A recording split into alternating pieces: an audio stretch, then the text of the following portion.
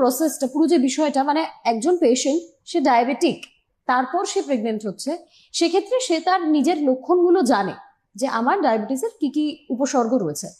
কিন্তু যে প্রেগনেন্ট মহিলা তারপরে যদি সে ডায়াবেটিক হচ্ছে, সেক্ষেত্রে কোন কোন সিমটমস সে দেখতে পাবে যে আমার শরীরে সুগার লেভেল বেড়েছে?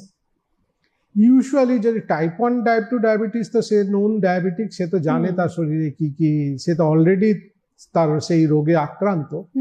কিন্তু জিডিএম পেশেন্ট, তাদের আমাদের ক্ষেত্রে কিন্তু কিছু রুটিন টেস্ট হয়, মানে ও কিন্তু খুব সাধারণভাবে যে সিমটমস বুঝতে পারবে। আমাদের নর্মাল ডায়াবেটিক পেশেন্টের যেরকম বারে বারে পেচ্ছাপ হওয়া, ইনফেকশন হওয়া, এই যে যেগুলো সাধারণ সিমটমস হয়, ওগুলো কিন্তু এত সূক্ষ্মভাবে পেশেন্টরা বুঝতে পারে না। ইউজুয়ালি এদের দেখা যায় যদি কোনো হিস্ট্রি থাকে, ফ্যামিলি হিস্ট্রিতে হয়তো মায়ের ডায়াবেটিস আছে, কি ওজন বেশি আছে, কি এইগুলো যদি হিস্ট্রি থাকে, then the patient may be a prone candidate for a GDM. এবং তাদের যে রুটিন ব্লাড টেস্ট, যখন তিনি প্রেগনেন্ট হয়েছেন এবং রুটিনলি তিনি অবস্টেট্রিশিয়ানের কাছে অথবা গাইনোকোলজিস্টের কাছে অথবা হসপিটালে যে রুটিন চেক আপগুলো হয়, তখন কিন্তু প্রত্যেকবার ব্লাড টেস্ট হয়। সেই ব্লাড টেস্টে কিন্তু ধরা পড়ে এই মানুষটি ডায়াবেটিসে আক্রান্ত, মানে যেটা আমি বললাম পার্টিকুলারলি বললাম জিডিএম। তখন কিছু কনফার্মেটরি টেস্ট করা হয়, করে সেই মানুষটাকে স্ট্যাম্প করা হয় GDM, and then the process begins for the treatment and everything.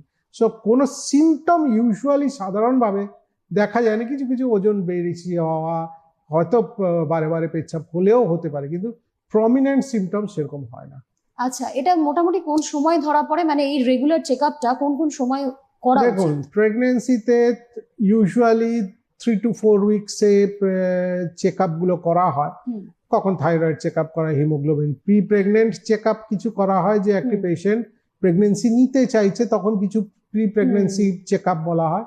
R patient has become pregnant তখন কিছু চেক আপস করা হয়, মেবি মান্থলি, মেবি 2 মান্থলি, এরকম চেক আপস করা হয়।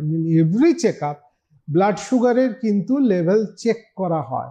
আচ্ছা, যাতে বোঝা যায় এই মানুষটা, কারণ তো এর আগে তো ছিল না, তাহলে তার ক্ষেত্রে কিন্তু কখন আসছে, এবং যখন আমার সন্দেহ হবে যে এই মানুষটা ডায়াবেটিস হতে পারে, তখন আমরা কিছু কনফার্মেটরি টেস্ট করি, যে দেখি এই মানুষটা যে maybe case of pregnancy induce diabetes অথবা জিডিএম।